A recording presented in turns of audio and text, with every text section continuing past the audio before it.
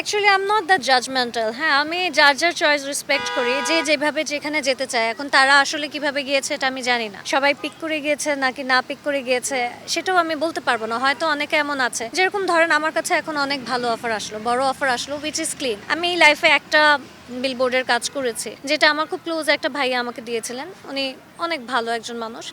তো ওইটার জন্য আমি বিলবোর্ডে কাজ করেছি। একটা এমন এমন না যে আমি করতে পারি নাই কখনো। একটা আমি করেছি। হতে পারে আরো মানুষ এরকম পরিচিত আছে করেছে।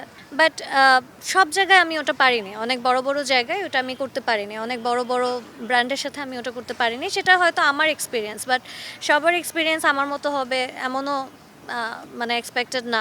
এটাও নাও হতে পারে। তো যার চয়েস যার কাছে। আমি আমার লাইফটা এভাবে করে চুজ করে নিয়েছি। আমি আমার সেলফ রেসপেক্টটা অনার করি। আমি চুজ করেছি যে আমি এভাবেই চলবো। আমি মেনে নিয়েছি যে হয়তো একটা জায়গা পর্যন্তই আমি যেতে পারবো, এর থেকে বেশি না। বাট আজকে যদি আমার কাছে অনেক ভালো অফার আসে, অনেক বড় কিছু, আজকে আপনি আমাকে মুভিতে দেখছেন, অ্যান্ড ওটা যদি ক্লিন অফার হয় আমি ডেফিনেটলি করবো। তার মানে এটা না যে আমি আসলে আমার সেলফ রেসপেক্টকে স্যাক্রিফাইস করেছি। সো এটা আমি করবো। তো আমার মতো হয়তো অনেক আছে যে করেছে, আই এম নট শিওর।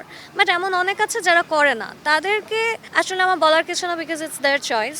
কিন্তু একটা জিনিস বলতে চাই যে সবাইকে এক পাল্লায় মাপাটা ঠিক হবে না, সবাইকে এক ভাবাটাও ঠিক হবে না। রেসপেক্টটা একটু থাকা উচিত। একজন কাজ করতে আসলে এইভাবে করে মন ভাঙাটাও ঠিক হবে না।